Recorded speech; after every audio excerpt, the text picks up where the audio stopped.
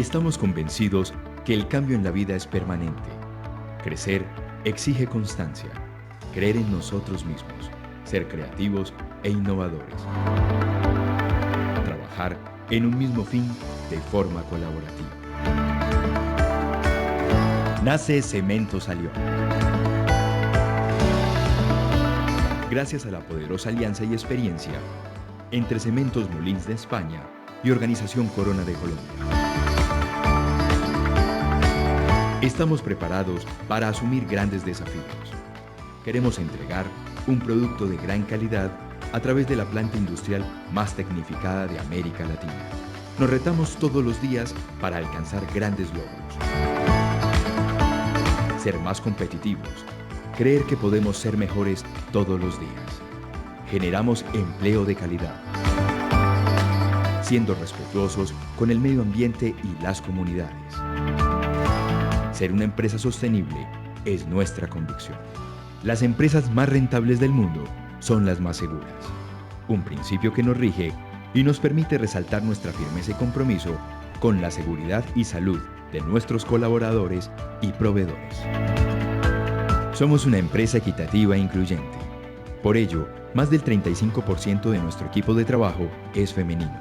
El aporte de la mujer a la industria cementera es fundamental. Entregaremos al mercado valores agregados en servicio, calidad de producto y respeto hacia nuestros clientes. Estamos listos para afrontar los retos de la infraestructura colombiana. Queremos construir juntos un mejor país.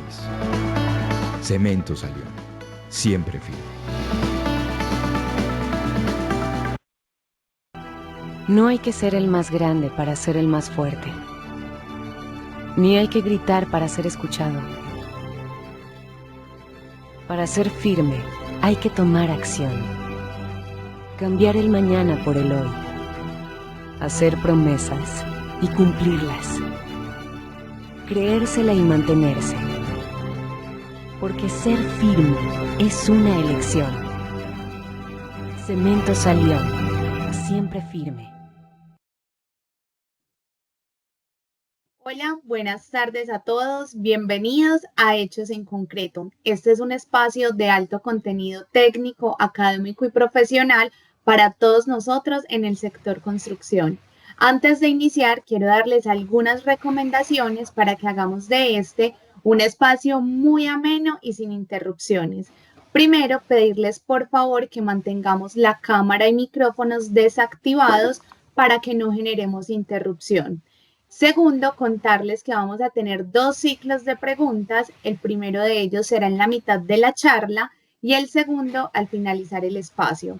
En estos 2 ciclos vamos a responder las preguntas que ustedes nos dejaron en el formulario de registro y los invitamos también a estar muy activos a través del chat de Teams para que nos dejen todas las dudas e inquietudes que vayan surgiendo y estas serán también contestadas en estos 2 ciclos de preguntas.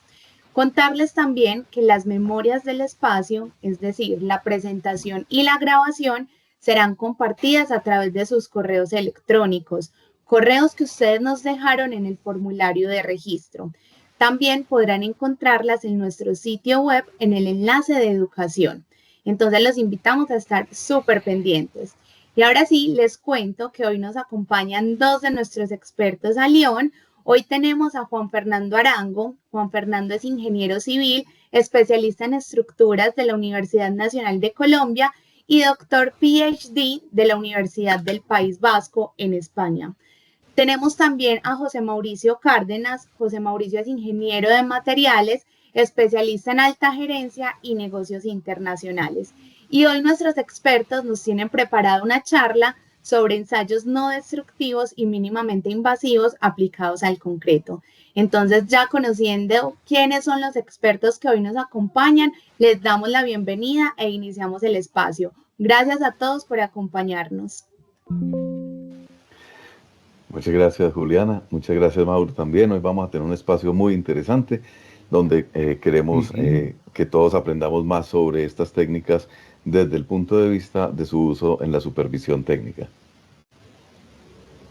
Así es, Juan. Esperamos que todos los que nos acompañen el día de hoy se puedan llevar una gran experiencia con relación a este tema que ha sido muy importante por muchos y con, bueno, con varias expectativas seguramente y que va a ser un encuentro súper especial de aprendizaje. Bueno, Mauro, te agradezco si la pones en pantalla completa para que podamos Correcto. compartirlo con Exacto. las personas que hoy nos acompañan. Nuevamente agradecerles. Entonces, bueno, hoy van a ver un hechos en concreto con una característica muy particular. Vamos a estar interactuando Mauricio y yo a lo largo de la conferencia, precisamente para poderlos llevar sobre un recorrido que es el que estamos presentando. En este caso, hoy vamos entonces a mirar un repaso sobre lo que son las investigaciones de resultados bajos de cilindros, pero ahí nos vamos a ir sin mucho detalle porque ya digamos que en ediciones pasadas en este ciclo de supervisión técnica de esta 10ª temporada de Hechos en Concreto, ya otros expertos nos han acompañado con muchos más detalles. Sin embargo, eso no significa que no los vayamos a mencionar, ¿cierto, Mauricio? Creo que Mauricio se me congeló. Adelante. Aquí estoy ya. Por favor, me confirman si están viendo pantalla. ¿Cierto? Sí, Me pero por confirman, por favor favor. ponerlo en presentación. Sí.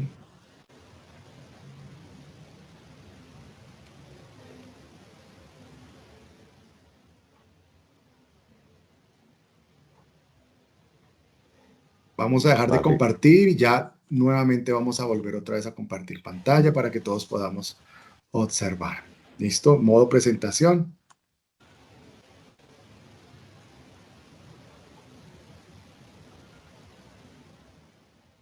Ok. ¿Sí? perfecto, ¿Listo? Mauro, ya lo estamos viendo. Listo, entonces Ok, chévere. vamos a hacer ese repaso sobre la investigación de resultados bajos en cilindros. Vamos a ir muy Ujú. rápido por ese tema, porque precisamente pues ya otros de nuestros expertos nos han acompañado. ¿Qué más vamos a ver, Mauricio? Bueno, vamos también a ver todo lo que hace referencia a los ensayos no destructivos, cómo es como su relación con el tema de las normas, de NSR 10 y algunas otras normas que también obviamente nos mencionan sobre el tema.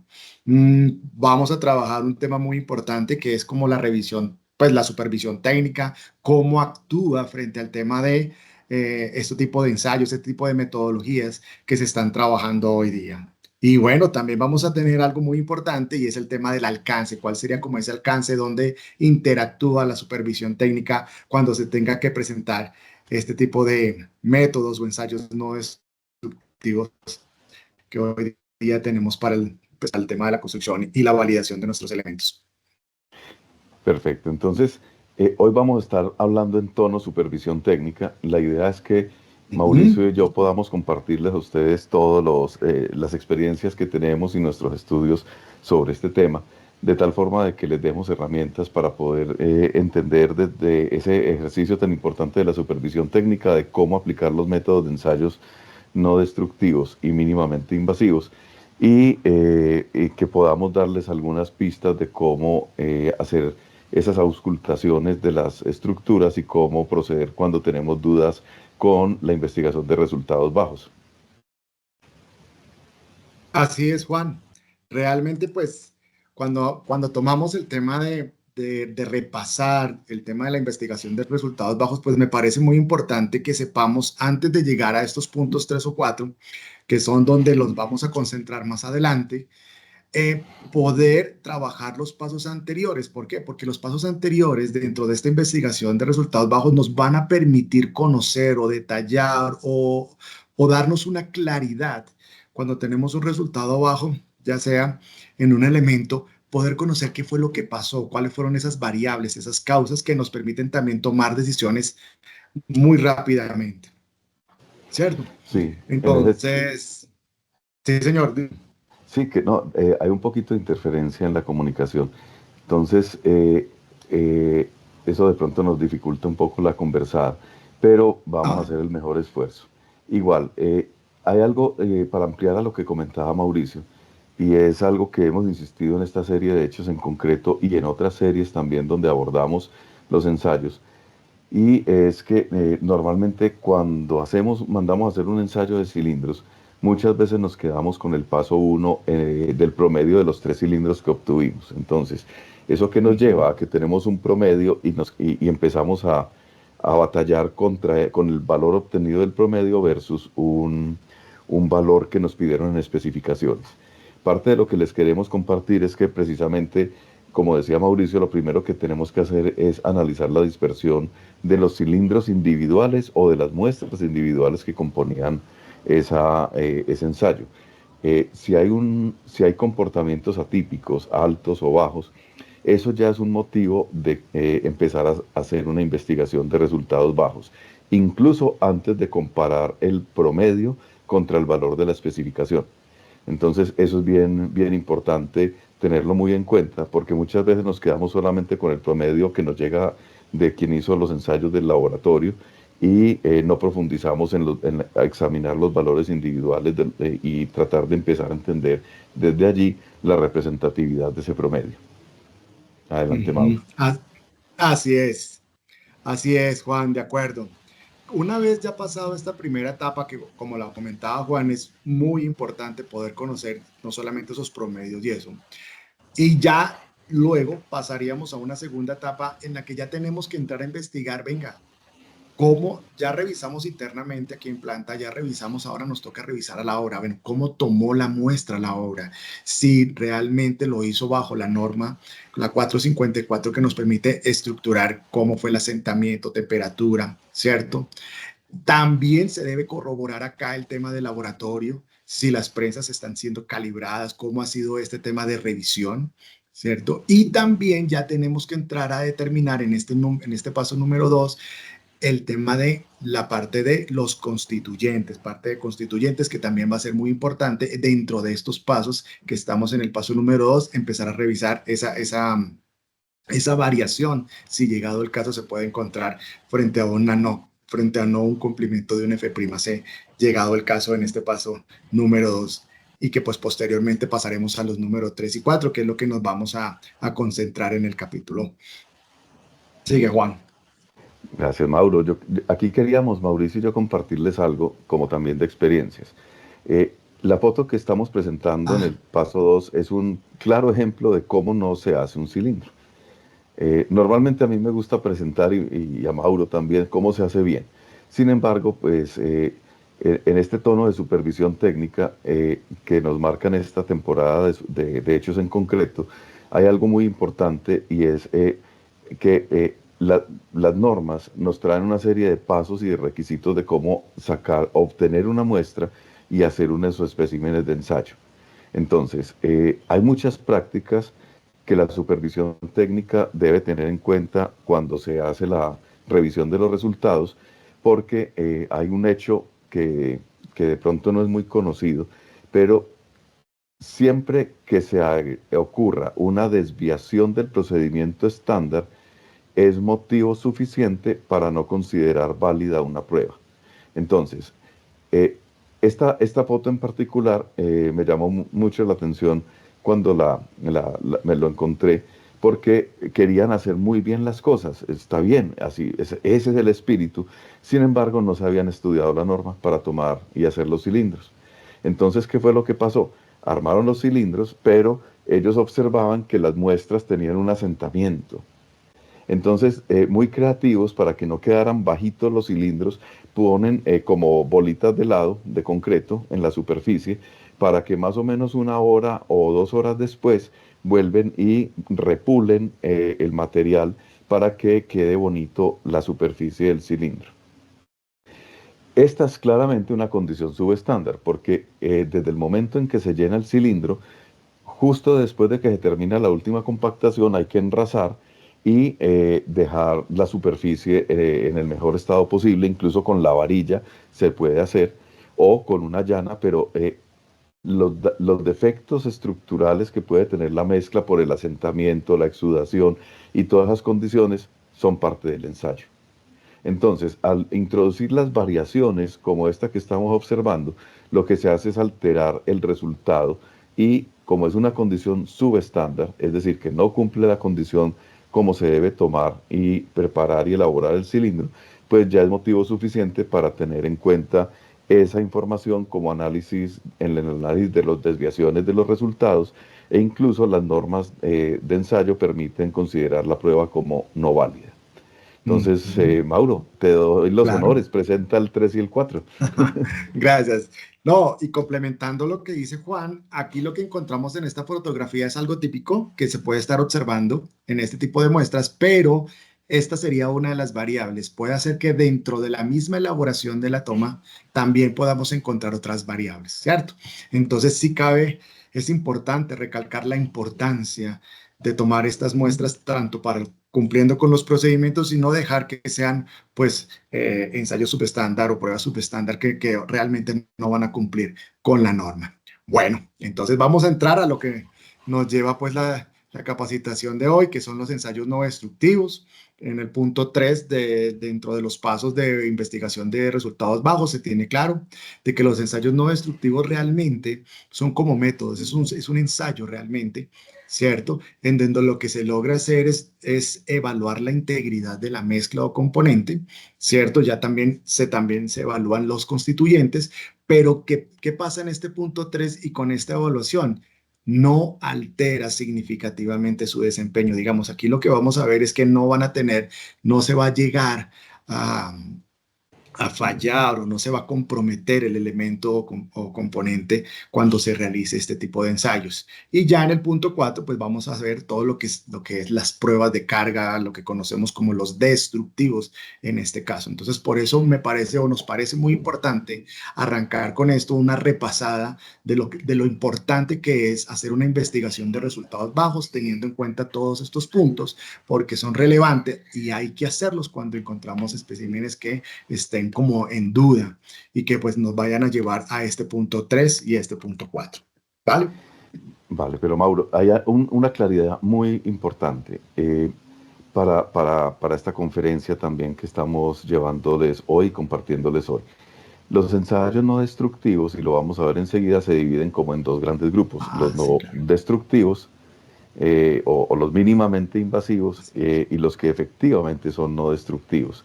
Entonces, pero ambos, digamos que esos métodos de ensayo no destructivos tienen las dos características y en particular las pruebas de carga bien hechas no son ensayos destructivos. Cuando obviamente mal hecha una prueba de carga, pues lamentablemente, y yo creo que hay terribles experiencias a nivel mundial, pues terminan destruyendo la obra o destruyendo el componente y eso no es lo que queremos.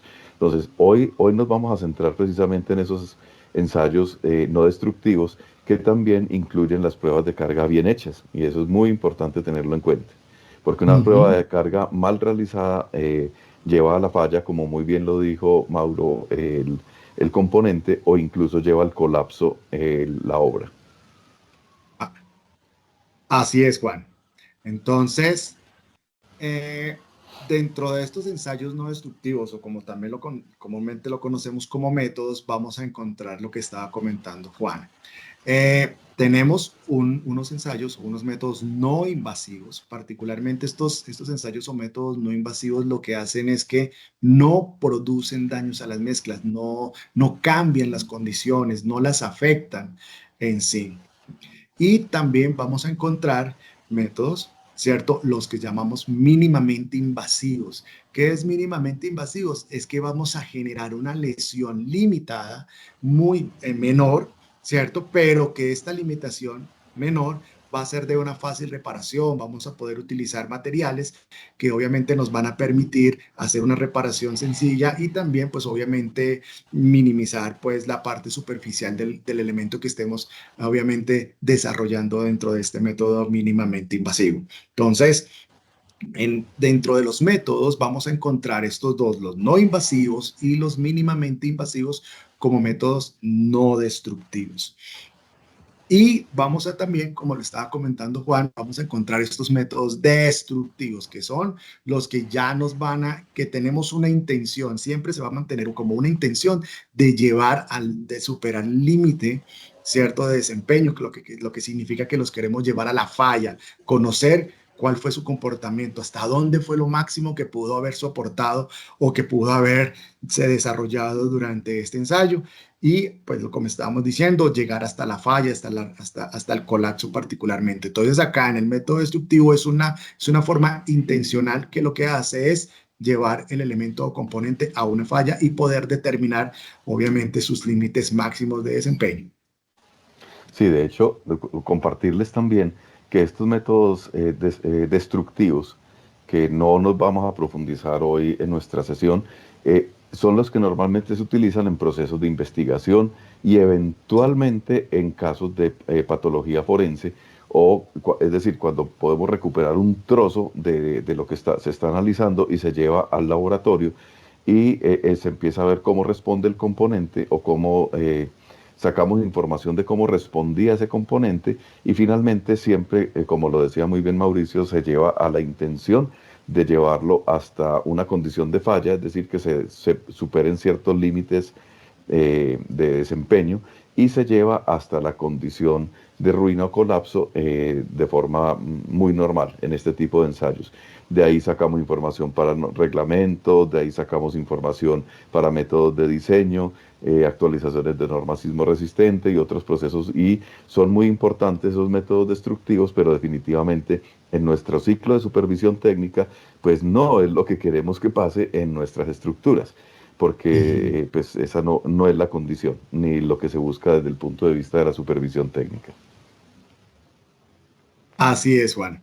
Correcto. Entonces, ya avanzando en este tema de lo que son los ensayos no destructivos, pues vamos a encontrar cuáles son estas ventajas, por qué realmente utilizamos estos métodos. Y obviamente, pues bueno, aquí describimos algunas rápidamente, en donde volvemos nuevamente, digamos, no afectan el componente, ¿cierto? Se puede hacer, este tipo de ensayos o los que vayamos a ver más adelante son ensayos que se pueden hacer en grandes, digamos, elementos, esbeltez, de forma rápida, son muy eficientes, ¿cierto? Podemos evaluar la calidad del concreto en tiempo real. ¿Qué significa esto? Que podemos mirar condiciones de mezcla, podemos mirar condiciones de colocación, se pueden entrar a mirar más en detalle cómo está en este momento ese componente o mezcla. Tienen un menor costo, ¿sí? Es muy rápido, se puede utilizar muy rápido. El método es, digamos, el tiempo máximo que puede estar desarrollándose un método es relativamente corto. Sirve para predecir, para monitorear, para determinar durante un tiempo largo cómo va a ser la durabilidad, cómo es su estado realmente en este caso la mezcla o componente. También permite, y algo muy importante acá dentro de los ensayos no destructivos, es que nos permite identificar defectos, nos permite identificar fisuraciones, vacíos que se puedan encontrar dentro de la mezcla o componente, en donde aquí los ensayos no destructivos juegan un papel muy relevante. ¿Mm? Y también tenemos de que pues, perdón Juan, y también tenemos de que pues obviamente los ensayos no destructivos nos orientan a poder conocer cómo está ese elemento, pues a la supervisión técnica y a todos los que estén interesados, porque vamos a conocer y nos van a poder permitir orientar a ver cómo están las características realmente del concreto y nos van a poder llevar a un resultado final. Perfecto, gracias Mauro. Yo creo que aquí podemos compartirles también, Mauricio, es algo que conversábamos cuando estábamos preparando esta conferencia, y es Sí. Que un punto relevante es que los ensayos o los métodos no destructivos no son únicamente para determinar la resistencia a la compresión o estimar la resistencia a la compresión de un concreto que ya se colocó en la obra. Desde el punto de vista de la supervisión técnica, la calidad alcanzada, claro que se mide y es muy, pero muy importante con la resistencia a la compresión. Finalmente está en las especificaciones y seguramente también hay otras que lo complementan, como cuando se especifica un módulo de elasticidad del concreto. Sin embargo, resulta que la calidad es una palabra un poco más grande y en ese sentido, de nada sirve que las mezclas estén cumpliendo, por ejemplo, la resistencia a la compresión, sino que en esa responsabilidad que se le encomienda a la supervisión técnica en el caso de Colombia, que es muy particular de la forma de construir en Colombia, también está observar que el componente haya quedado bien hecho. Y en ese sentido, si se colocó un concreto en un encofrado, en una formaleta, pero quedan vacíos, ¿de qué sirve tener un cilindro cumpliendo o un núcleo cumpliendo si Correcto. el elemento está hueco? Ujú. Una situación. ¿O de qué sirve que te cumpla la resistencia en el cilindro si cuando vas a ir a mirar los recubrimientos del concreto, en ese caso, lo que termina ocurriendo es que hubo una desviación en la posición y queda con bajo recubrimiento, es decir, que se va a afectar el tiempo de servicio de la obra porque va a empezar su proceso de corrosión cuando las condiciones son apropiadas, va a empezar ese proceso de corrosión de manera mucho más pronta o anticipada de lo que se suponía que debía durar la obra, incrementando los costos de mantenimiento y llegando rápidamente también a una condición de falla, que es cuando empiezan a caerse los trozos de concreto por el empuje, por la oxidación del acero de refuerzo.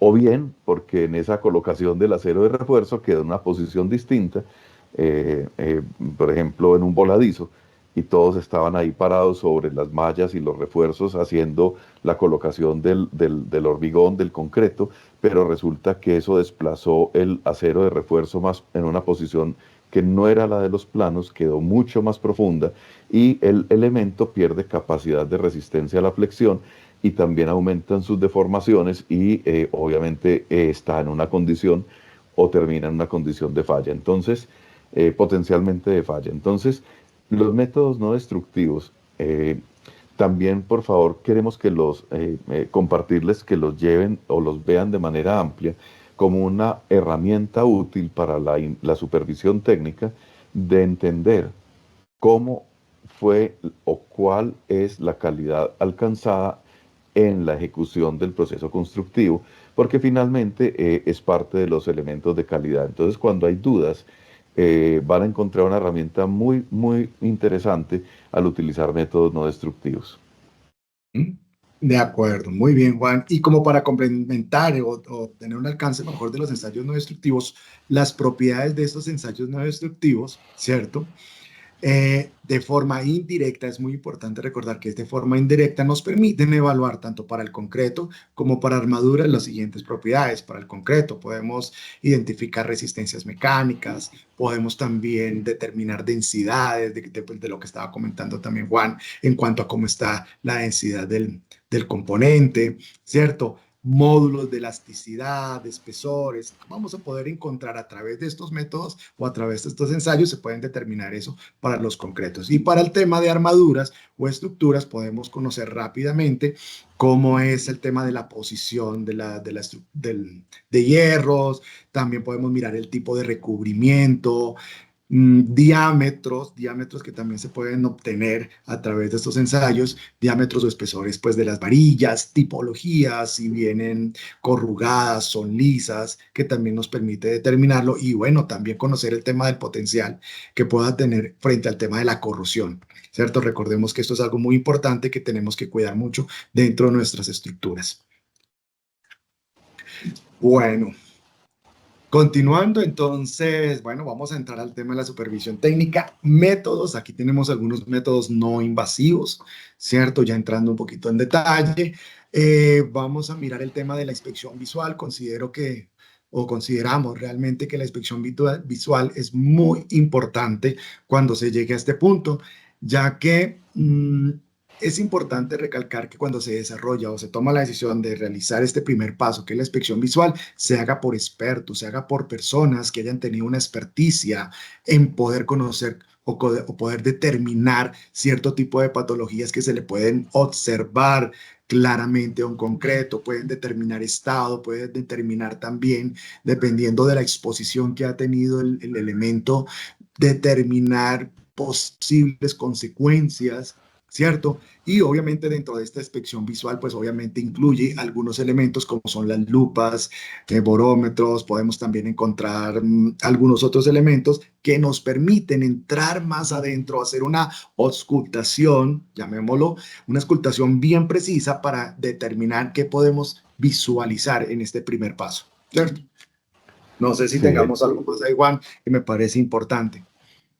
sí, definitivamente la inspección visual es la primera herramienta, es el primer método no invasivo y no destructivo por definición.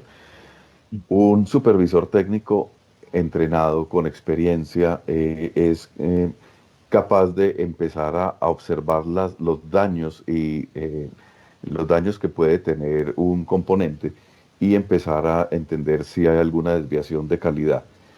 Además de las lupas que ayudan a ver algunas cosas, pues los borómetros, que ahorita vamos a hablar un poquito más de ellos, que son unos elementos que nos permiten entrar por cavidades o sitios estrechos para hacer una observación. Pero también entre la inspección visual se incluyen los fisurómetros o los Los fisuras. comparadores de fisuras para poder entender o mirar el tamaño de esas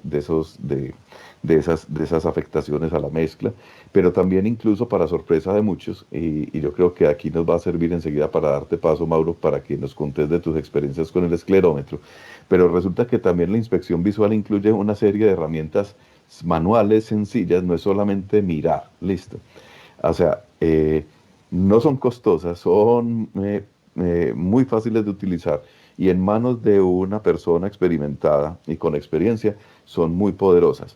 De hecho, también se utilizan martillos suaves, pues se golpetea suavemente la superficie y le empieza el timbre que tiene en el golpe empieza a entregarte información sobre la calidad de la mezcla de concreto que se colocó en el componente. Es decir, si vas golpeteando y tiene buen timbre, tiene un sonido agudo y de pronto empieza a sonar coco o seco, un golpe seco, ya empezás a encontrar.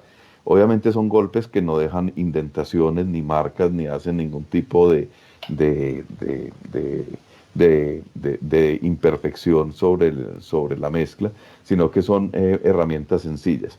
Incluso he visto supervisores técnicos, Mauricio, que cogen con las llaves.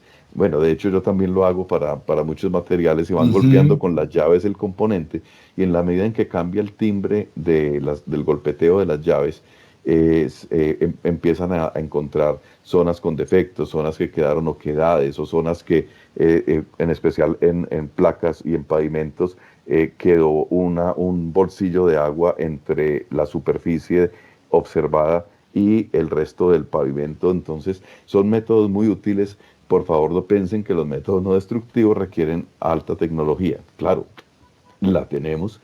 Se han desarrollado unos métodos increíbles, pero todo el mundo de los ensayos no destructivos arrancó con la inspección visual, entendiendo las lupas, cómo entrar por espacios estrechos, los golpes y la varilla, dándole golpecitos con una varilla suavemente a la superficie.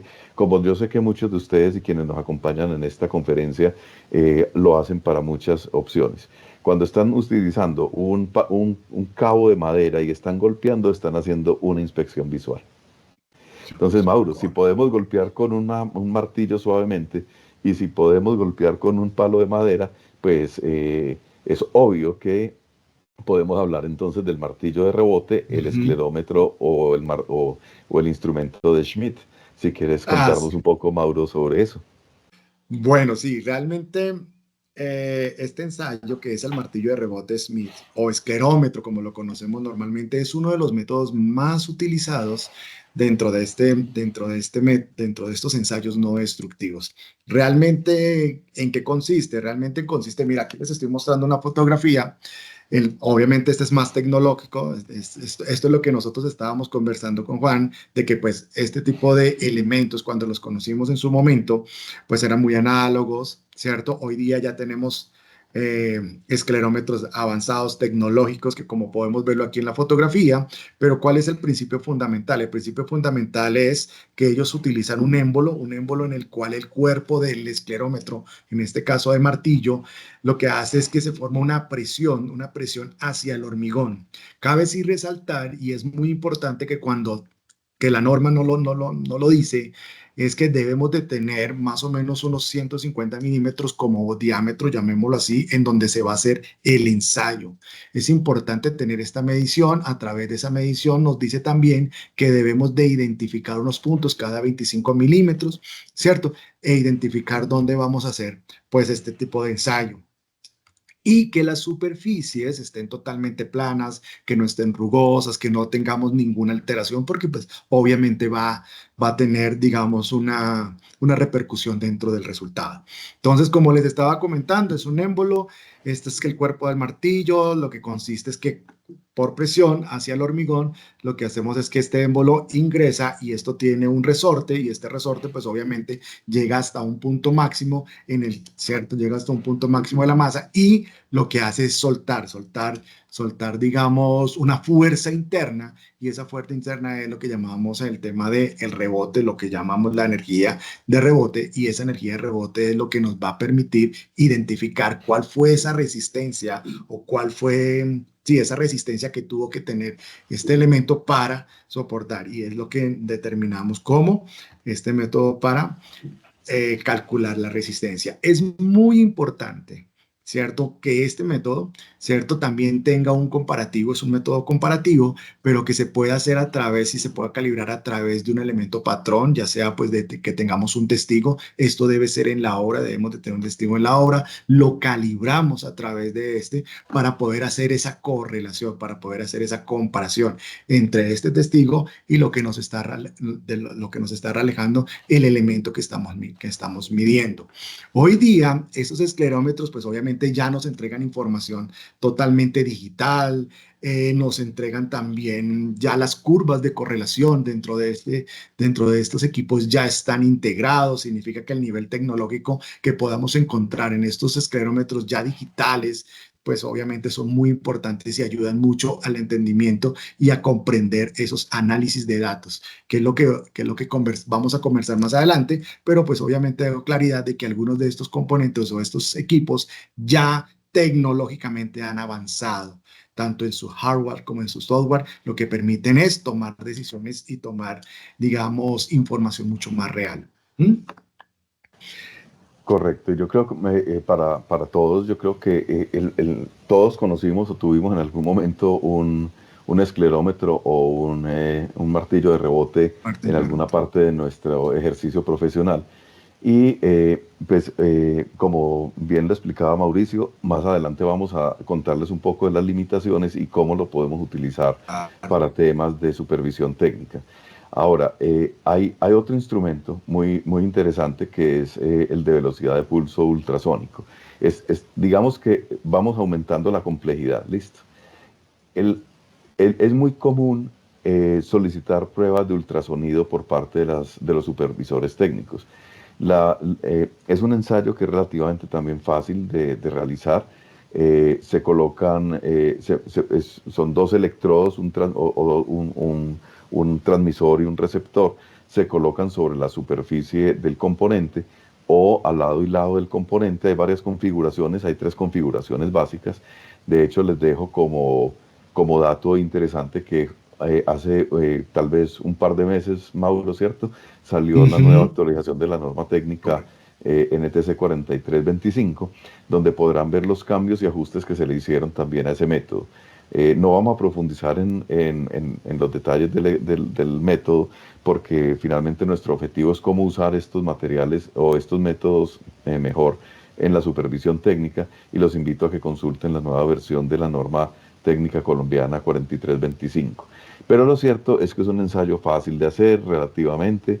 Es un método que voy a explicárselo sencillo. Lo que hace es generar un pulso de ultrasonido. Ese pulso se propaga a través de la mezcla, en este caso del concreto, del mortero, lo que estamos analizando, y el receptor cuando recibe la señal, conocida la distancia entre el receptor y el transmisor, ya puede calcular la velocidad de la onda. Y la velocidad de la onda en el mundo de la acústica depende del módulo de elasticidad. Correcto. Y el módulo de elasticidad depende de la resistencia a la compresión del concreto. Entonces, por eso hay ciertas correlaciones que se usan para poder determinar o estimar, mejor que determinar, es una estimación de cuánto puede ser la resistencia que tiene el concreto si no se tienen datos. Ahora, esa estimación, como bien lo decía Mauricio hace un momento con el martillo de rebote, hoy en día, y vamos a verlo a lo largo de esta conversación, hoy en día algunos métodos no destructivos te llevan a calibrar el instrumento y el concreto de la obra, por ejemplo, con un cilindro, y conocido el resultado del cilindro, ya te vas al componente y podés mejorar la estimación. Esto es muy importante, cuando estamos hablando de resistencia a la compresión. ¿Por qué? Porque resulta que ustedes dirán, pero es que, a ver qué calculista me aprueba pues un concreto con un esclerómetro. Vaya, encuentre pues solamente quien con un ultrasonido me aprueba un concreto que está en duda. Y tienen toda la razón, porque resulta que las correlaciones, que es como trabajan estos tipos de equipos en particular, son estimaciones. O sea, yo estimo que hoy esta conferencia va a durar 45 minutos, ¿cierto, Mauro? Correcto, Estimamos, así es. pero si vamos y miramos la estadística de hechos en concreto, hay conferencias de estas que han durado 40 minutos y otras han durado 40 minutos. Entonces, en promedio duran 1 hora y piquito. Entonces, como son estimaciones, que un supervisor técnico convenza a un diseñador o a un responsable de diseños a través de la correlación de que esa es la resistencia observada, es un poco complejo como para poder certificar que finalmente lo que le toca al supervisor técnico, la calidad alcanzada. Entonces uno dirá, no, pues entonces ¿para qué estoy en esta conferencia? No, tranquilos, despacio. Ahorita les vamos a dar un poquito más de información, Mauricio, ¿cierto? Así es, claro, tenemos todo. Vale, si quieres, el eco ultrasónico es un ensayo que a mí me encanta. El eco ultrasónico es lo mismo que la velocidad de pulso ultrasónico, solamente que tiene un uso diferente. Tiene usos adicionales. Entonces, en pulso ultrasónico se coloca un emisor y un receptor. Y es el sonido o la onda de sonido transita. ¿Qué hace uno con el eco ultrasónico? Hay un juego de uno o varios transmisores y varios receptores. Perdón. Esa maravilla, ese arreglo lo que permite es lo que va una onda, se encuentra contra, por ejemplo, la parte de abajo del componente, rebota, y este equipo lo que hace es leer en el receptor el rebote. Entonces, eso permite determinar el espesor del componente, permite estimar mejor el espesor del componente, permite encontrar dónde hay imperfecciones, permite encontrar dónde hay ductos, permite encontrar dónde estaban las barras, y dependiendo de la tecnología que se emplee, se puede hacer incluso una recreación 3D o 2D en los más sencillitos de cómo estaban los diferentes constituyentes de ese macizo que estoy inspeccionando con relativamente buena precisión. Entonces, de hecho, permiten conocer incluso la longitud de una fundación. Mauro, yo no sé cuántas veces escuchaste la frase, pues yo estuve muchos años en obra y todos decían, no, una vez yo hice esa fundación, ya nadie sabe qué pasó ahí. Eso es imposible, nadie se va a bajar a mirar esa pila, nadie se va a bajar a mirar ese pilote, no. La buena noticia, o tal vez la mala para algunos, es que hay métodos no invasivos que permiten conocer la geometría del elemento y la profundidad que tiene también ese elemento de fundación. Obviamente son ensayos más especializados. Este eco ultrasónico en particular es de las nuevas tecnologías que van llegando también al país, aunque eran muy conocidas antes. Pero es bien interesante ese método, porque nos permite entregar mucha información sobre la geometría, incluso de lo que no podemos acceder, o que está en una posición que no es accesible, y por medio del eco ultrasónico se puede estimar cómo es la geometría y dónde están los ductos, y las barras y otros compuestos, otros componentes del elemento. Mauro, no sé, a vos de estos que nos faltan, ¿cuál te llama bastante la atención?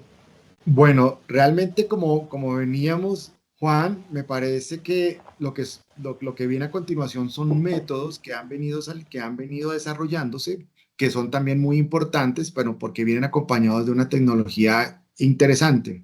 Me parece importante el tema de la prueba de carga, la prueba de carga es uno de los métodos que realmente se considera no invasivo, ¿cierto? Cuando se hace correctamente el procedimiento, porque realmente si no se hiciera así, pasaría como un destructivo, que era lo que estábamos conversando anteriormente. Así es. Cuando queremos llegar a conocer ese límite, pues obviamente en esta prueba que estoy diciendo que es la prueba de carga, yo tengo que empezar a mirar cómo se va deflectando, cómo se va comportando.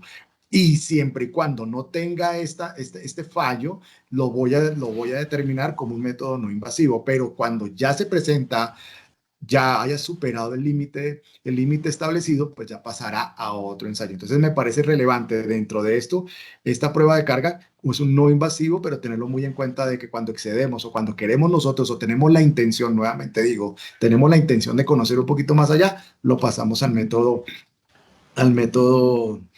destructivo, radiografía, Pero, termografía infrarroja. Señor, pero dime. Mauro, sabes, yo creo que aquí vale la pena que profundicemos en algo para nuestros asistentes. O sea, Ok, recuerden en la diapositiva anterior que estaba el análisis de los resultados, el análisis de los laboratorios y las pruebas, en el paso 4 estaba la parte de pruebas de carga. Entonces, una supervisión técnica puede solicitar una prueba de carga cuando definitivamente, por ejemplo, los resultados de los núcleos, que ya los hemos venido hablando hace un rato, cuando los núcleos definitivamente no dieron, el paso siguiente es hacer una prueba de carga.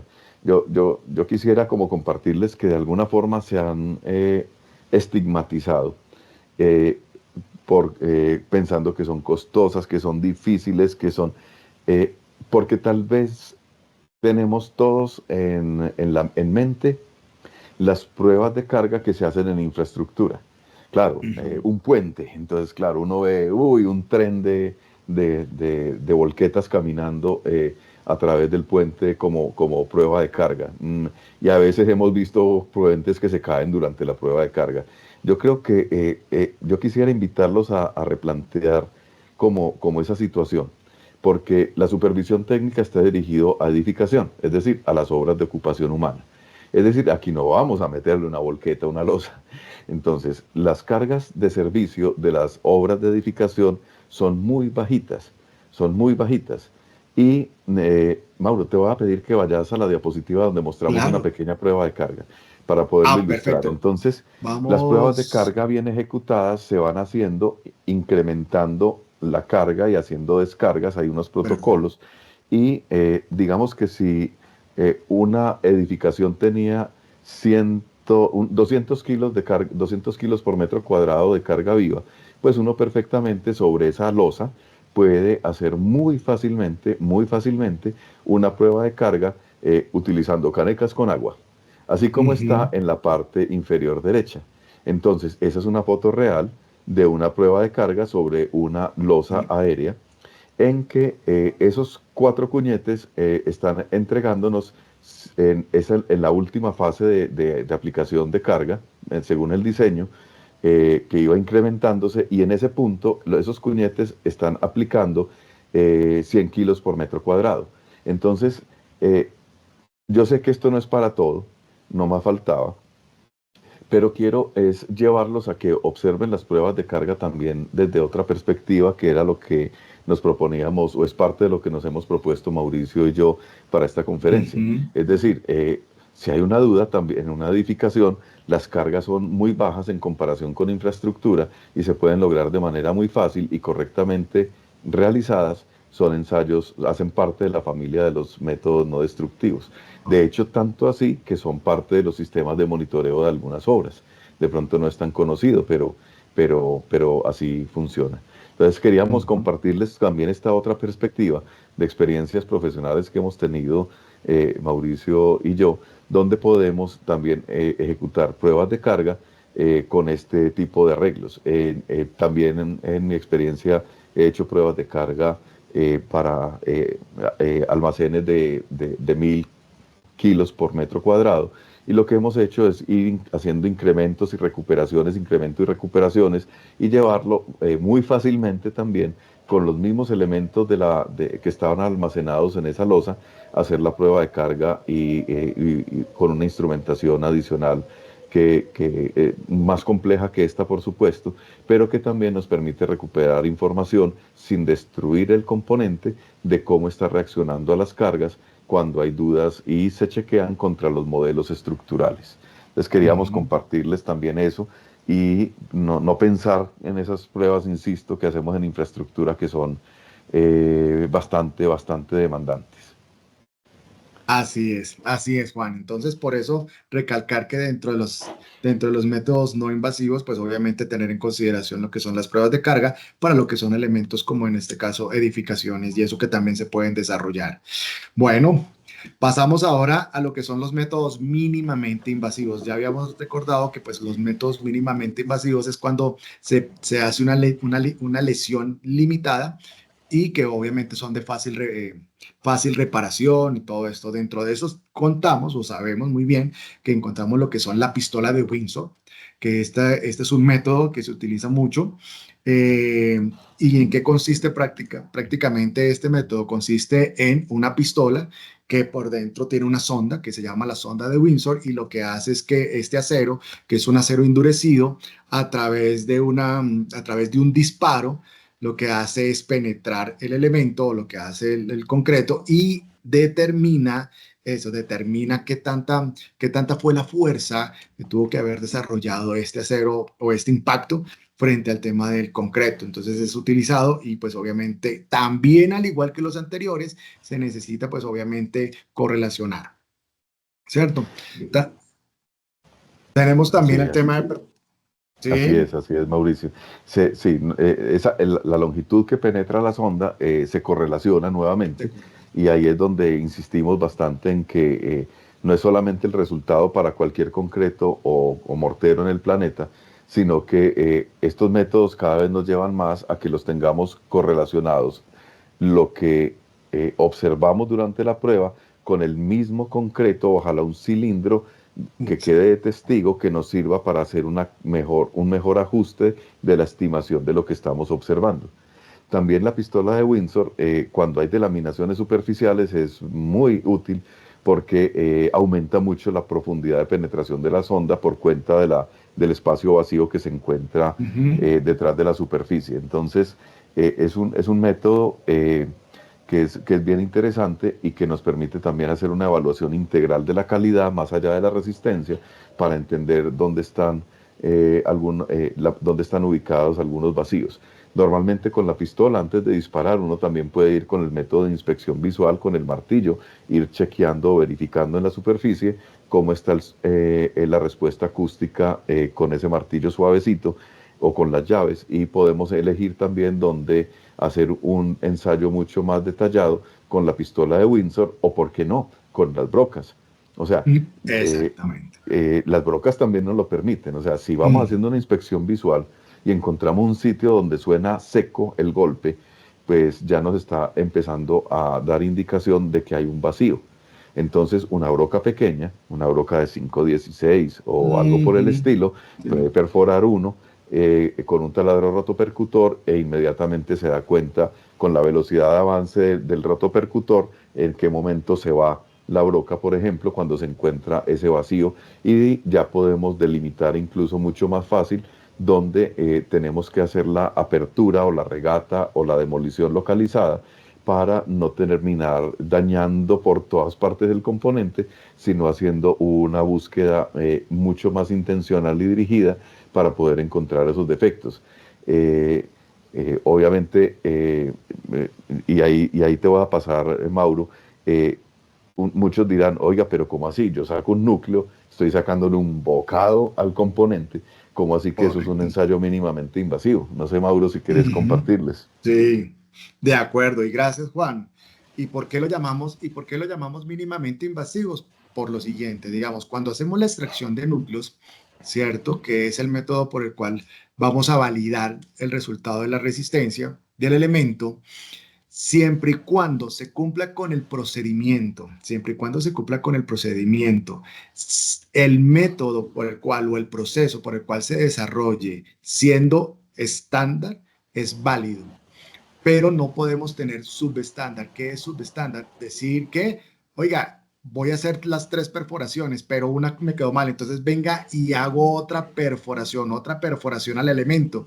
Ya eso significa que la condición original del elemento ya la estoy viendo afectada. Primero, si estoy haciendo una intervención adicional en el número de núcleos o de especímenes que voy a desarrollar. También va a depender mucho del tamaño de diámetro de, del núcleo, ¿cierto? Porque puede ser que digamos, bueno, hácelo de 2, venga, y realmente se hizo fue de una dimensión mucho más amplia, también eso está cambiando. Y eso hace que cuando hagamos la extracción, si penetramos o afectamos un acero de refuerzo, lo afectamos, eso va a generar que la condición del elemento no sea la adecuada. Entonces aquí va a ser muy importante determinar que si lo hacemos una extracción de núcleos, si lo hacemos bajo el procedimiento, lo hacemos bajo el número que nos solicitan, tenemos pues el diámetro del cilindro adecuado y nos permite poder hacer fácilmente con un mortero, ¿cierto? Especial, podemos hacer una reparación.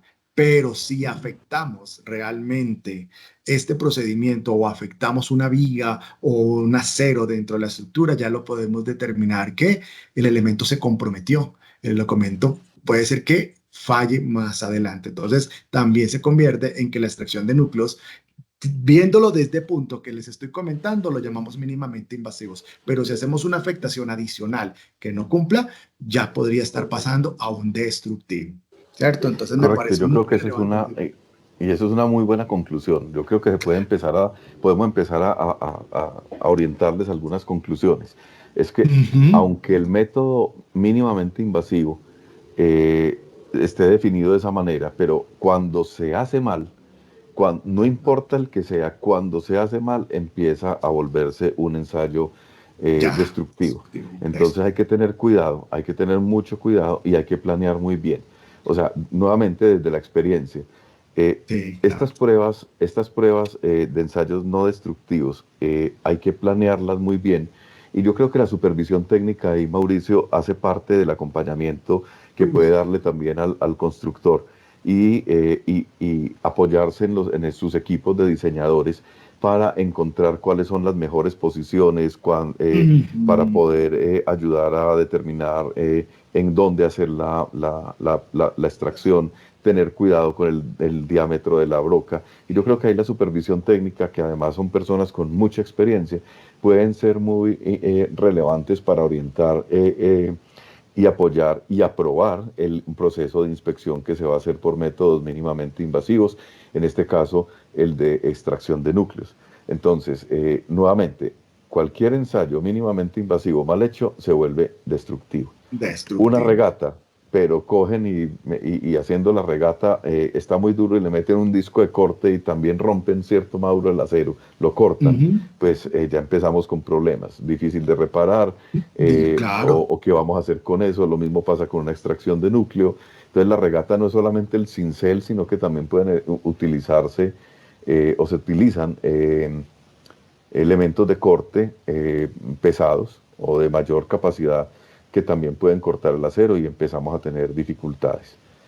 Entonces, Ujú. me va a permitir, Mauro, y te va a pedir Dale. nuevamente el favor, mientras Ujú. yo les cuento un poquito, porque si ya sacamos núcleos, a veces puede ser importante para la supervisión técnica hacer los ensayos de petrografía.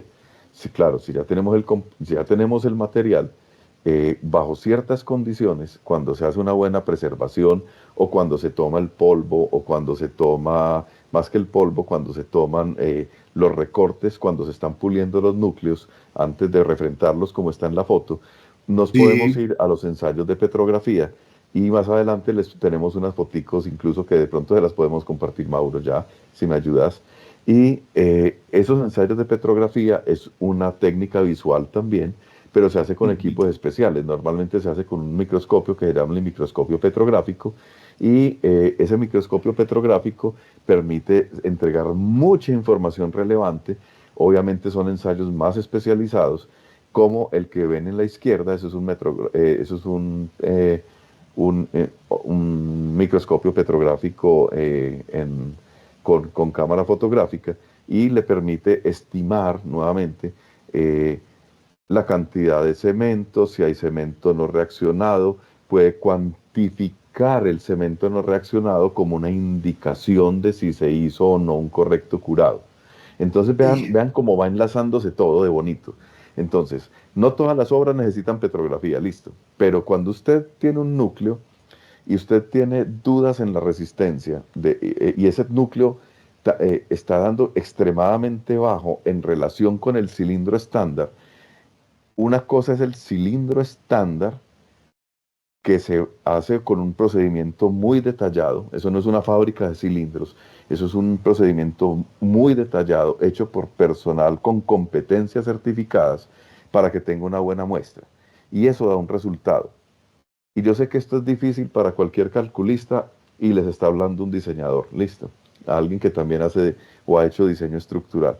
Que me digan que el concreto que está en la columna, nada que ver de forma directa con el que está en el cilindro, eso cuesta trabajo entenderlo. ¿Y por qué son distintos? Porque es que lo que hay colocado en la obra es la superposición de lo que pasó en la mezcla, que está ensayada en el cilindro, más Ujú. todo lo que pasó en el proceso constructivo.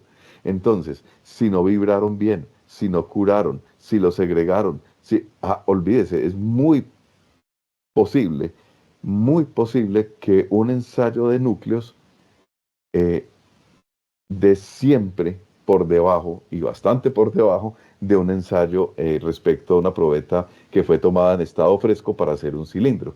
Entonces, muchos colegas me dicen, Juan, pero es que a mí me sirve lo que hay ahí. Y yo le digo, sí, tienen toda la razón. Y al edificio le sirve lo que hay ahí. Pero resulta que hay una variación que conocemos de todo lo que está puesto en esa columna, en esa viga, en esa fundación, con respecto al cilindro, porque se conjugan cosas y eso es precisamente lo que está involucrado en las ecuaciones de diseño por los factores de subresistencia y los factores de mayoración. Pero eso es de calculistas, eso no es de supervisores técnicos. Pero el Ujú. supervisor técnico sí debe entender eso.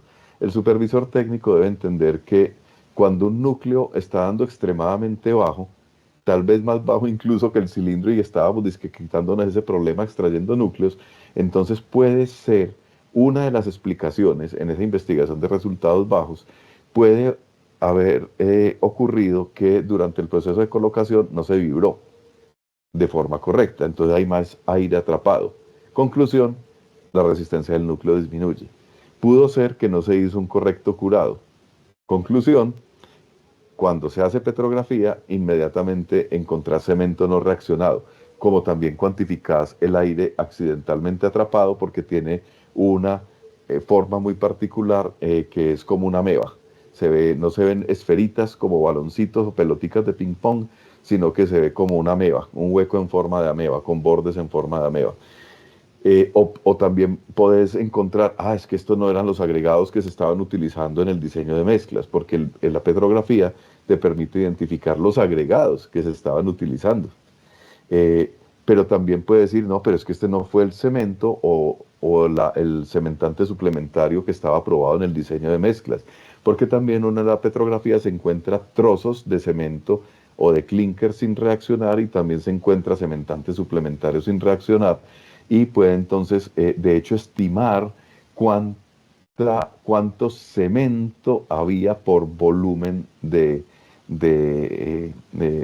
la mezcla. Entonces, la petrografía es una técnica muy poderosa, pero también hay que saberla utilizar cuando la mezclamos con núcleos, porque si ya sacamos el núcleo, pues se puede tomar un trozo y ese trozo se va para petrografía.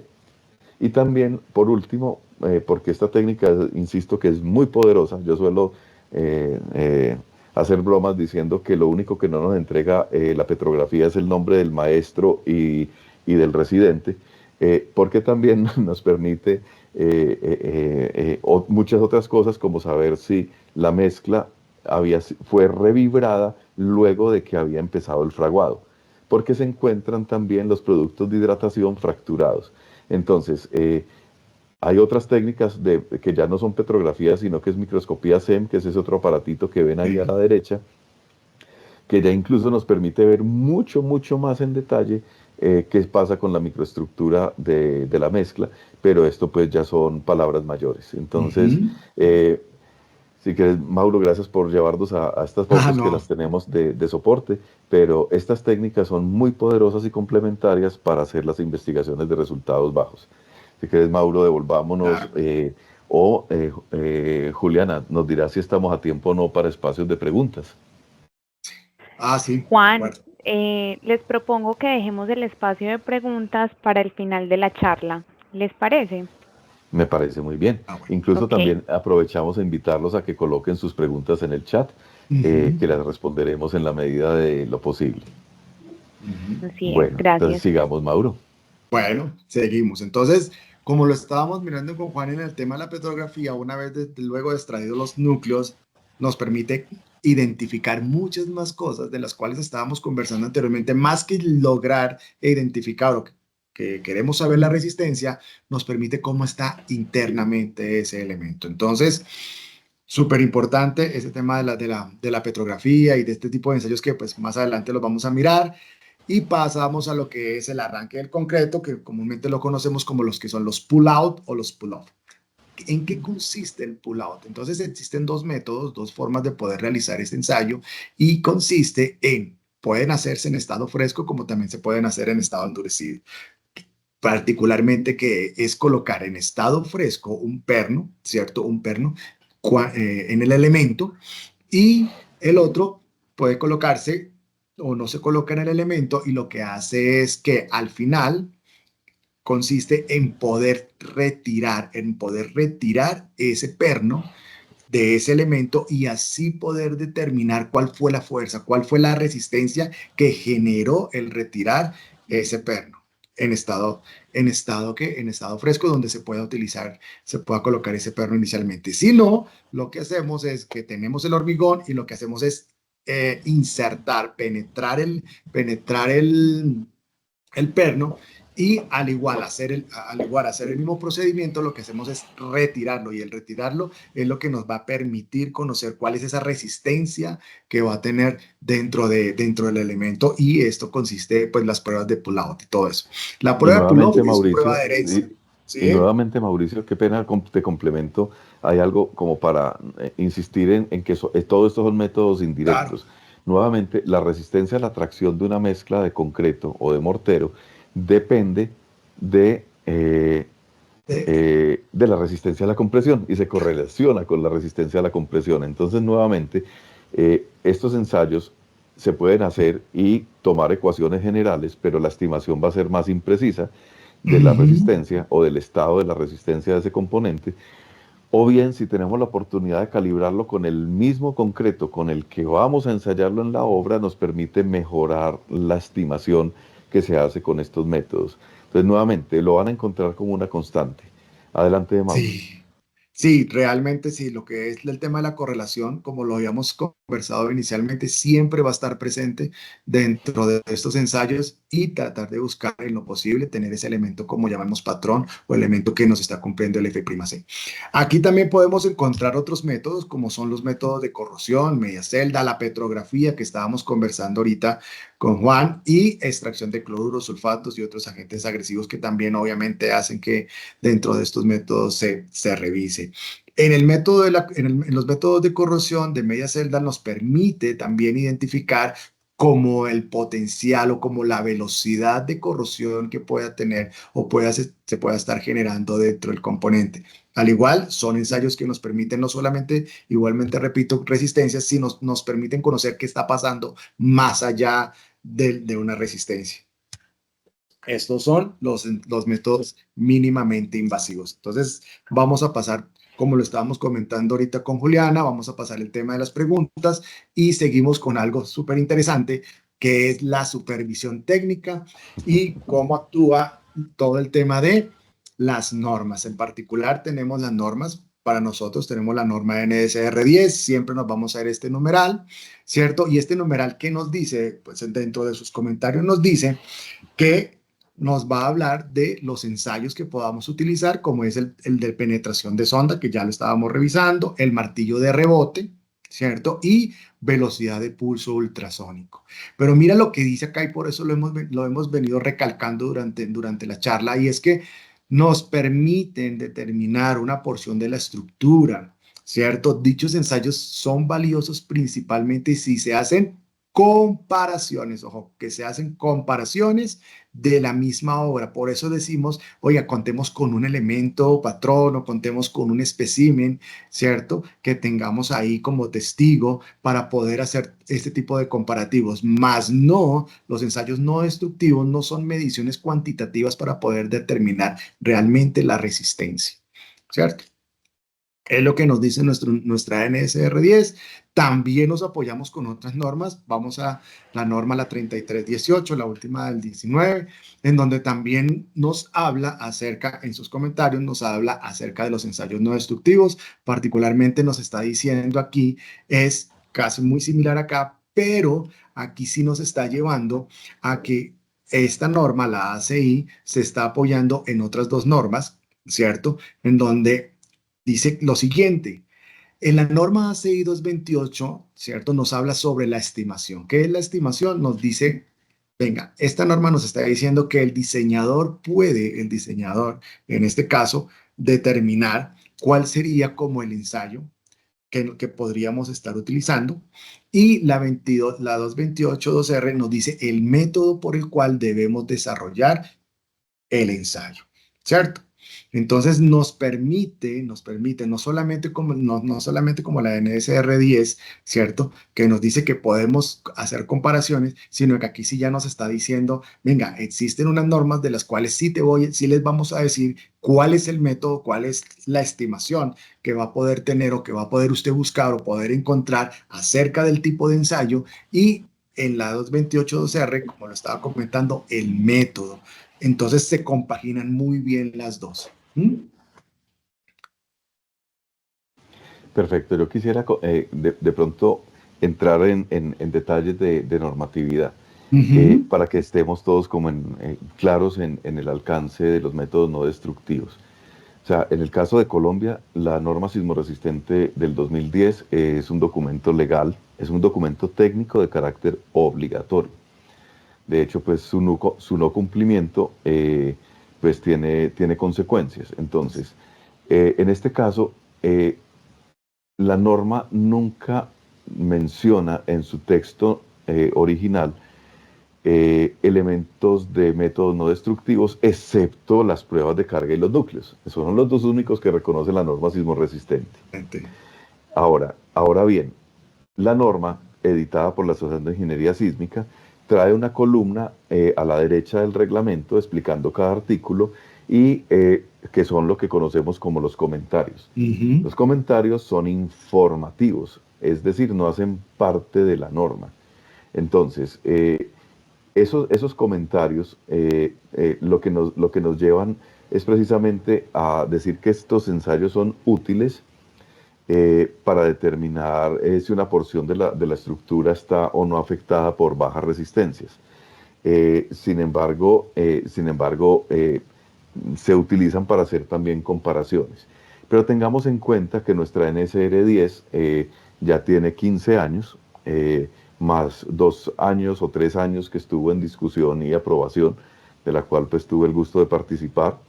Entonces es una norma que tiene 18 años, ya está viejita. y han ocurrido bastante cambios y muchas actualizaciones tecnológicas también con los métodos no destructivos. Sin embargo, si ustedes van y consultan el documento AIS 100 del 2024, que es un documento que es la base o va a ser la base de la actualización de nuestra norma sismo resistente, cuando ese documento se vuelva legal, pues será obligatorio. Por ahora es informativo, va a ser igualmente informativo. Y recoge algo en los comentarios que seguramente lo van a encontrar, donde nos orienta a que, a como lo hace el ACI 318 y las versiones, otra versión posterior que tenemos ya también, en que sugieren que la mejor forma de ensayar, de utilizar los métodos no destructivos es precisamente haciendo la calibración del método, el que sea, siguiendo lo que estaba, como lo decía Mauricio, la ACI 228.1R. Recuerden que eso va a ser nuevamente para nuestro país, para Colombia, va a ser nuevamente un tema informativo y sirve como una guía y no va a ser parte del reglamento. ¿Por qué? Porque por excelencia seguirá siendo los ensayos o seguirán siendo los ensayos de núcleos y los ensayos de carga los que finalmente nos den la aprobación. Entonces, nuevamente, les decíamos más temprano, bueno, y entonces si eso no lo puedo utilizar, ¿para qué estoy yo en esta conferencia?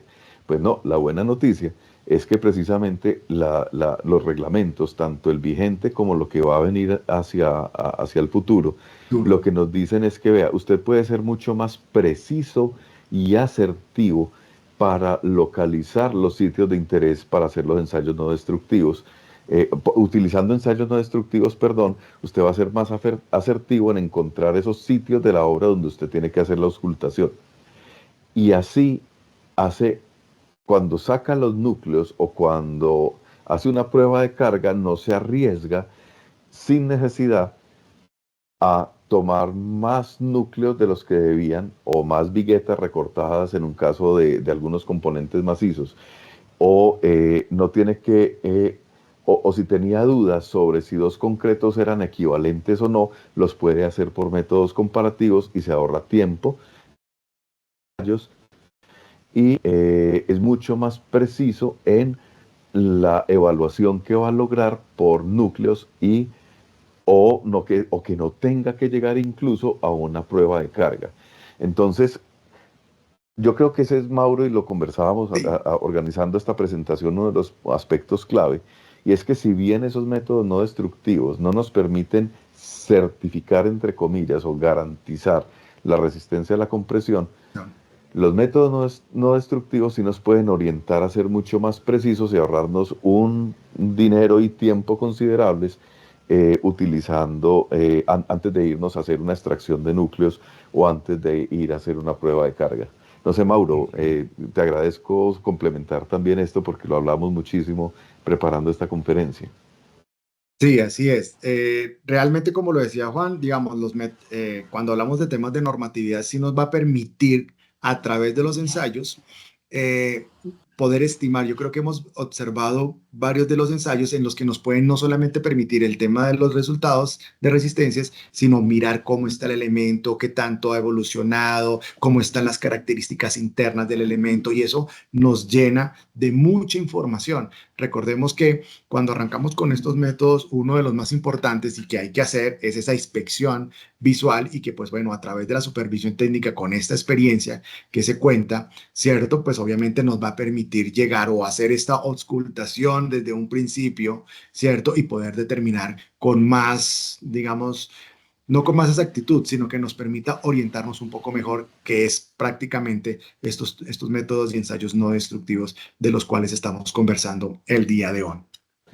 Así es, y yo creo que como ya vamos acercándonos al final, compartirles algunas experiencias también que pueden ser útiles para ustedes.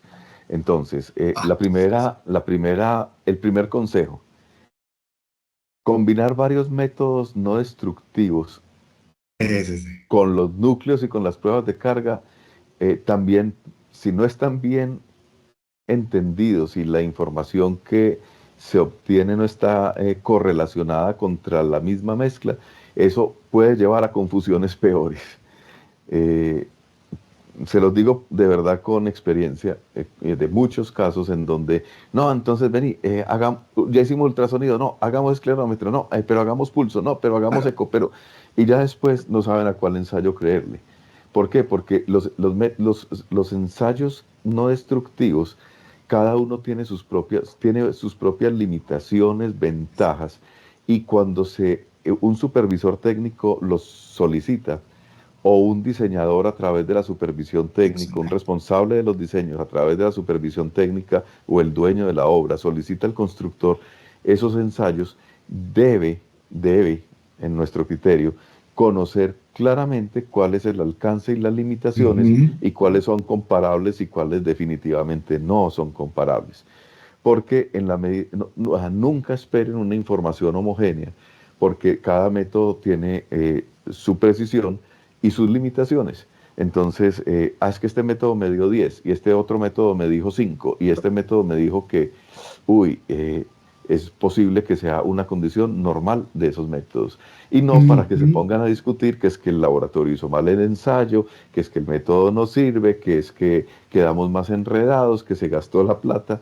Entonces, eso no es sino la consecuencia, esas últimas apreciaciones o juicios, no son sino la consecuencia de no entender los alcances y limitaciones de cada método. Entonces, los estudiamos, los invitamos honestamente a que como supervisores técnicos o constructores o como especificadores o responsables de los diseños, conozcan el alcance y limitaciones de cada uno de esos métodos para que a veces más no es mejor.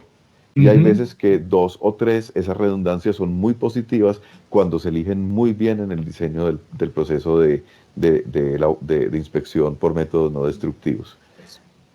Así es, muy bien.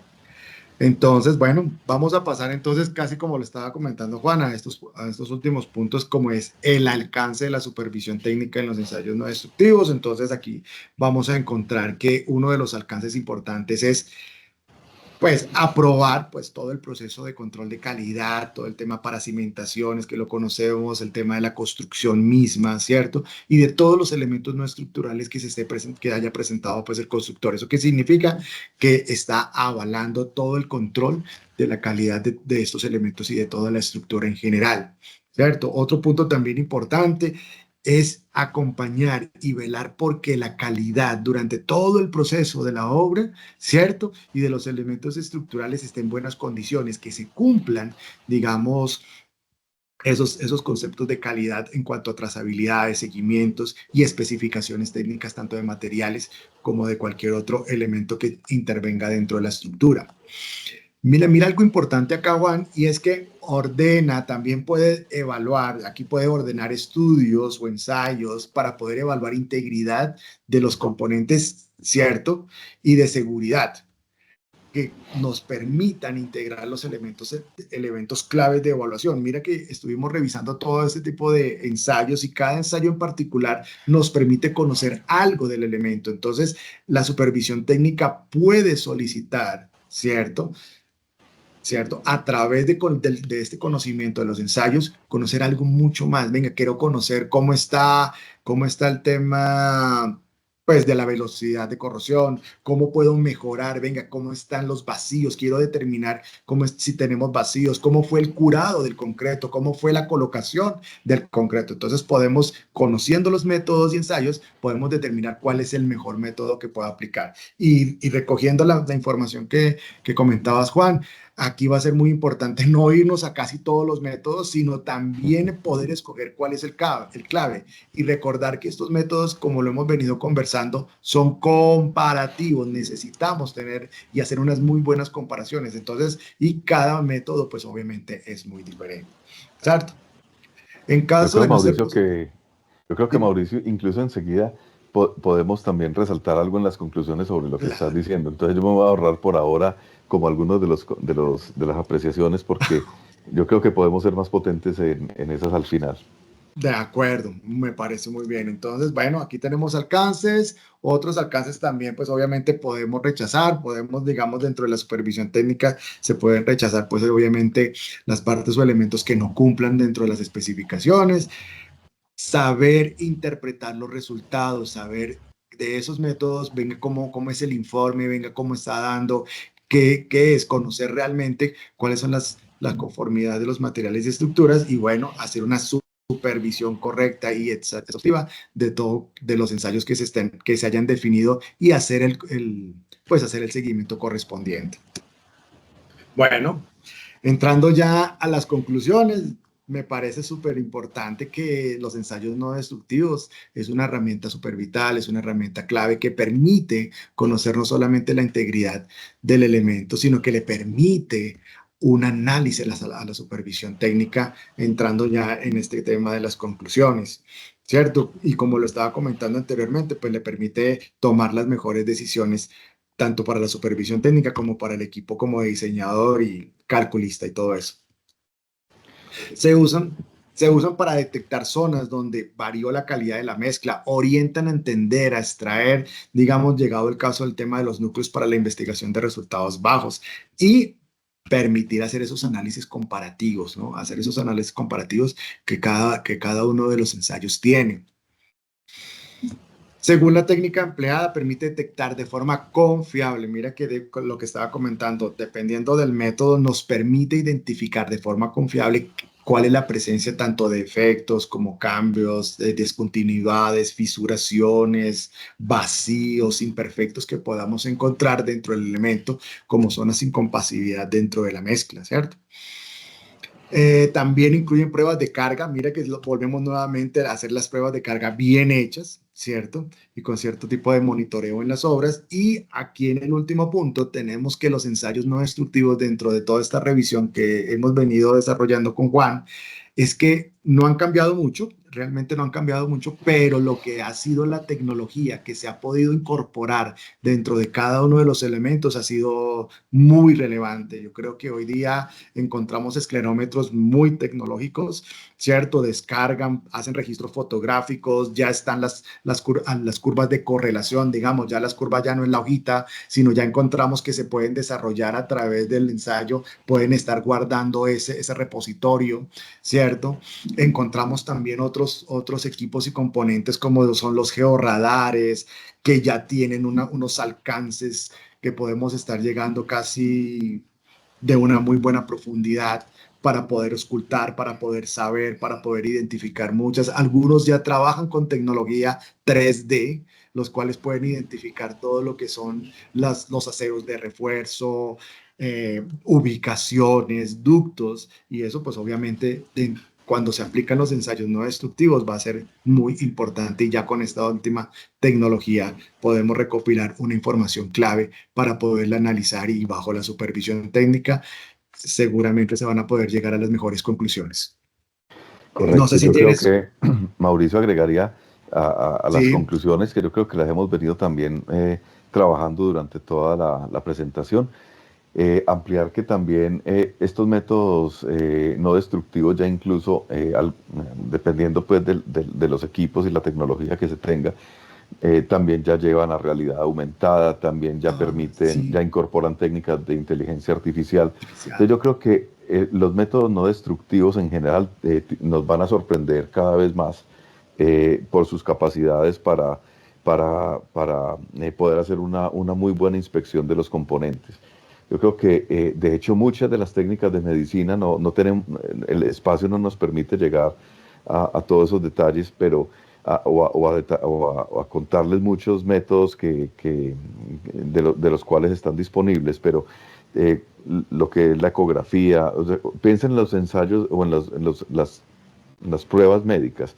Tomografías, radiografías, sí, también hay radiografía para el concreto, rayos X, sí, también hay rayos X para el concreto, o sea, todos los elementos todas las técnicas de energías ionizantes que se utilizan en medicina también son aplicables con sus respectivas limitaciones, obviamente, al concreto y al mortero.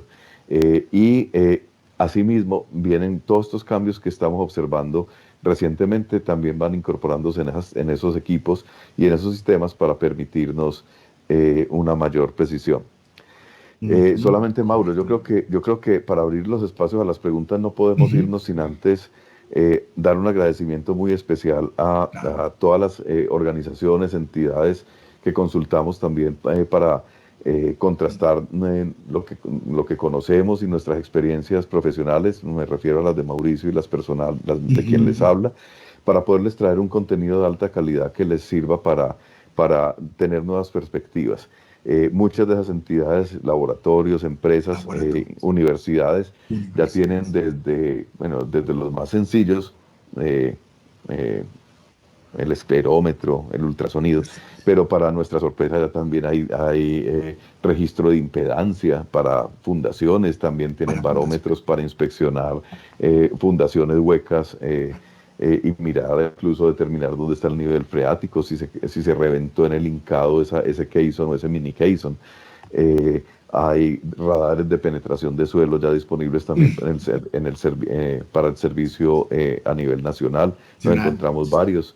También nos encontramos equipos por eco ultrasónico que permite sacar las imágenes 3D y decirles que, mejor dicho, que hoy hay una oferta importante y nuevamente agradecer a estos profesionales que nos permitieron compartir también experiencias y conocimientos adicionales para podérselos traer acá y que ustedes pueden acceder a ellos también en caso de necesitarlos en su ejercicio de la supervisión técnica o como constructores o como especificadores, saber que también hay disponibles bastantes equipos de estas últimas tecnologías, incluso ya en nuestro país. Entonces, Juliana, contanos, yo veo en el chat, está ahorita aquí mientras Mauro iba con las conclusiones y veo que tenemos muchas preguntas más las que nos dejaron en la inscripción. Así es, Juan. Entonces, por temas de tiempo, le vamos a dar prioridad a las preguntas que nos dejaron a través del chat de Teams. ¿Listo? Entonces, iniciamos con Javier Andrés Quintero, donde nos pregunta, teniendo en cuenta normativa colombiana o internacional, ¿cuáles son los protocolos para diseñar una prueba de carga? Bueno, esa es una excelente pregunta. O sea, me voy a centrar en esa respuesta para edificación, porque no podría extenderlo para infraestructura, pero decirles que en general ese protocolo arranca por entender cuál es el modelo estructural o el desempeño estructural esperado de lo que vamos a inspeccionar, de lo que vamos a cargar. Es decir, hay que saber cuántas son las cargas máximas, hay que saber los criterios de falla. Criterio de falla, por favor, no piensen en que se derrumbó, no. Un criterio de falla está definido y tenemos varias conferencias, Mauro y Juliana, en Hechos en Concreto, donde explicamos que la condición de falla de un componente no significa colapso o ruina, sino que es una condición a partir de la cual ya se considera que es mucho más pequeña en intensidad de daños, digámoslo así, y que es el punto donde se espera que ya el componente deja de ser funcional para lo que se construyó. Es decir, eso hay que tenerlo muy claro. Y cada característica, por ejemplo, en una prueba de carga, básicamente lo que esperamos es, con diferentes intensidades de carga, que normalmente las hacemos de menor a mayor, para evitar llevar o encontrarnos por la duda o por lo que pasó en la obra, una condición de colapso, lo que hacemos es empezar a aplicar intensidades de carga bajas y se contrasta con las deformaciones, con los esfuerzos, porque hay muchos protocolos o muchas características que se pueden mirar. Los contrastamos contra el modelo estructural. Descargamos, normalmente el protocolo implica descargar y mirar la recuperación, y hay unas horas para lograr la recuperación, y después, si todo va bien, hacemos un segundo nivel de intensidad de carga que es mayor. Nuevamente, si todo va bien, hacemos un último escalado, haciendo nuevamente lo mismo en cada uno de los ciclos. Intensidad, vemos cómo responde la estructura, cómo eso se compara contra el modelo estructural y miramos cuando retiramos la carga cómo es la capacidad de recuperación y cuánto tarda en recuperarlo. Entonces, eso es en términos generales el protocolo. No hay una receta única. Por eso no te puedo decir, anda, mira tal o hacerlo siempre así, no, porque es un asunto que se debe consensuar y se debe verificar para cada componente que se está verificando. Y va de la mano con el responsable de los diseños, en este caso, pues como lo decimos coloquialmente, el diseñador estructural. Espero haberte dado una Ujú. guía de cómo se Correcto, hace. así es. Gracias, Juan. Listo, tenemos también en el chat a Pilar Álvarez. Pilar dice, ¿cómo permiten los ensayos no destructivos identificar zonas con baja compacidad o cambios en el recubrimiento? Perfecto. Ah, Mauro, ¿querés responderla? no, dale, tranquilo. Me parece bien Vale. que... Pilar, muy buena pregunta. Entonces, mira, Ujú, muy bien. por ejemplo, ultrasonido, más que todo por eco, cuando viaja la onda por el material y rebota y se encuentra una zona con vacío, entonces cambia a través de ese, a pesar, como tiene aire, la velocidad de la onda va mucho más rápido por el material cuando está sano que por Claro. el aire. Entonces, como es un arreglo tridimensional, por ejemplo, cuando se hace por ecografía, por eco, perdón, ultrasonido por eco, las diferentes antenas van a punta de ecuaciones de acústica, van encontrando la posición de donde cambia la densidad, incluso por un vacío o porque hay una zona mal compactada o porque tiene Ujú. exceso de aire. Entonces, igualito que como encuentra una barra. Entonces, eh, eh, estos métodos, cada uno tiene sus principios y sus ecuaciones y sus modelos físicos involucrados, que permiten precisamente hacer una reconstrucción y saber lo que está pasando allí. Te los voy a explicar también de otra forma. Es como cuando va a ser otro método no destructivo, una radiografía, que tal vez es más común para todos nosotros. Todos hemos visto en alguna vez en la vida una radiografía de uno o de alguien. Entonces, uno ve, hay una cantidad de manchitas en blanco y negro. Y un radiólogo que es experto en el caso de la medicina, sabe cómo cambia el tono o las escalas de grises para encontrar precisamente los daños o las enfermedades que está buscando en esa interpretación. Entonces, igualito, el experto en el equipo también es una persona que es experta en interpretar la información que le entrega el equipo. Entonces, estos equipos, si bien la tecnología juega una parte importante, también quien lee el resultado del equipo tiene que ser un experto en ello. Por eso, de hecho, finalizar, para no extenderme, es que quien recibe cualquier resultado de un método no destructivo, también tiene que ser un experto en interpretarlo, porque el laboratorio le va a decir, está esto, esto, esto y esto, pero debe ser capaz de confrontarlo o de interpretarlo, igual que cuando el radiólogo se lleva el informe con la radiografía y se lo lleva uno al ortopedista, pues el ortopedista también está en la capacidad de entender lo que le está diciendo el radiólogo, o si no, se perdió el ensayo. Lo mismo pasa Ujú. igualito en el mundo del concreto. Entonces, nuevamente, por eso les decíamos hace un rato, uno no puede mandar una prueba de ultrasonido porque, ajá, por ahí vi una conferencia en Hechos en Concreto que me hablaron de pruebas de ultrasonido y qué bueno. No, usted debe saber qué va a recibir para poder interpretarlo y volverlo una información útil para la obra, o si no, el ensayo se pierde. Ujú. Tenemos otra. Espero ¿Tenemos haberle alguna otra, Ok. respondido Julia? a Pilar. Sí, entonces tenemos también a Yacid Bernal que nos dice, ¿cuál debe ser el porcentaje de diferencia entre resultados para considerar el paso de pruebas no invasivas a pruebas mínimamente invasivas?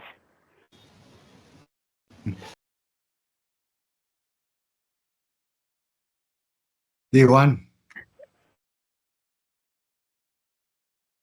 Juan, ibas a conversar. ¿Me escuchan? No escuchamos a No, Juan. te fuiste. Ahora sí. Ah, Ya, Ok, ya, Te fuiste un momentito, ya hubo regresaste, Juan. un gap. Sí, gracias. Hubo una caidita ahí de internet. Típico. Entonces, no hay una respuesta mágica. Listo. sí. ¿Qué es lo que pasa? ¿Qué es lo que pasa para ello? Mauro explicó bastante, varias veces, fue muy enfático en que muchas veces lo hacemos por comparación. Entonces, por ejemplo, vamos a hacer un esclerómetro por comparación. Entonces, Ujú, si yo sé que este elemento pasó, porque tengo el cilindro y ese cilindro cumplió, y voy y obtengo un índice de rebote en un componente que cumplió, pero tengo una mezcla en duda en el vecino, pues si lo tengo correlacionado, la estimación cuando me pase con el esclerómetro al componente que tiene duda va a ser mucho más precisa. Nuevamente son estimaciones.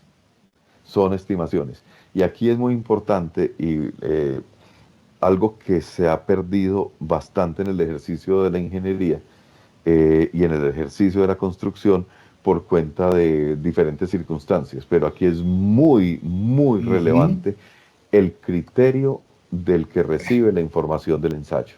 Igualito que por lo cual uno dice, este médico es muy bueno, tiene muy buen criterio, o venga, cambiemos de médico porque este no me dio confianza. Entonces, se ha estigmatizado, de hecho, de cierta medida el criterio, pensando que el criterio es una forma de hacerle un esguince a una norma o a una o a otro tipo de documento de especificación, pero cuando el criterio es utilizado de manera ética, sustentada y con conocimiento profundo de lo que estás analizando, es muy valioso y es el que definitivamente te va a dar, en mi criterio, ahorita le preguntamos a Mauro, pero en mi criterio eso es lo que te va a decir qué porcentaje.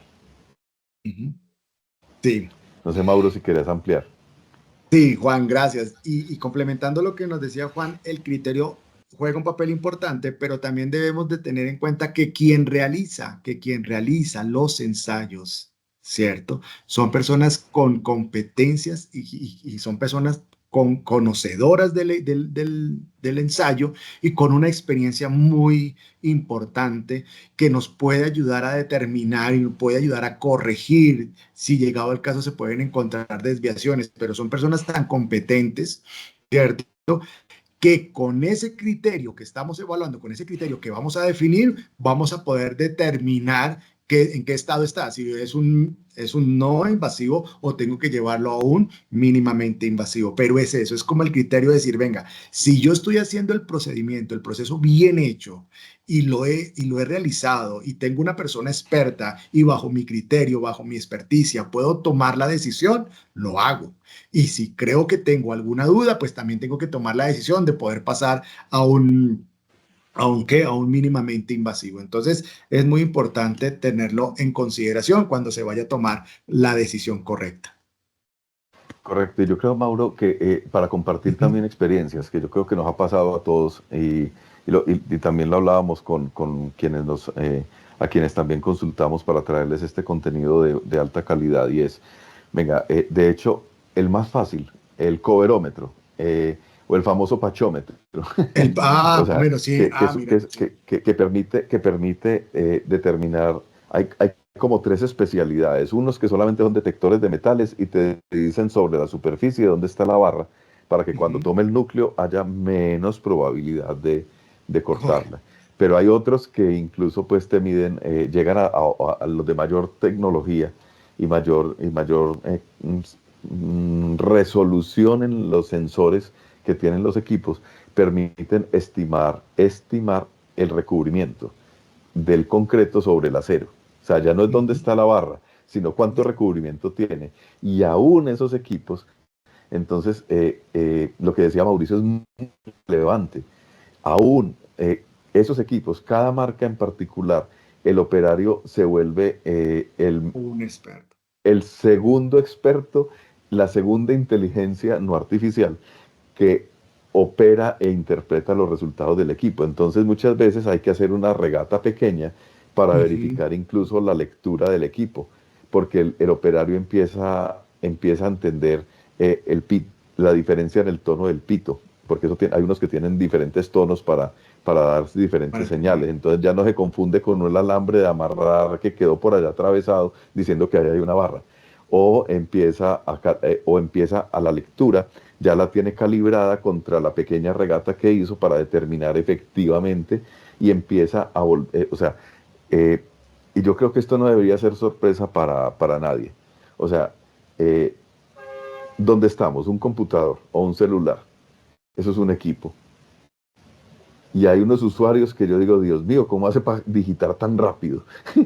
Y yo puedo tener el mismo equipo y no soy capaz de llegar a ese nivel de destreza en utilizar del equipo de la otra persona. Lo mismo pasa con los ensayos no destructivos. Entonces, no es solamente tener el equipo, sino que varias veces también nos lo compartieron, es que el que usa el equipo sea un experto realmente usando el equipo. ¿Sí o no, Mauro? Que eso también es otro aprendizaje. Y a mí me ha pasado, pues, honestamente.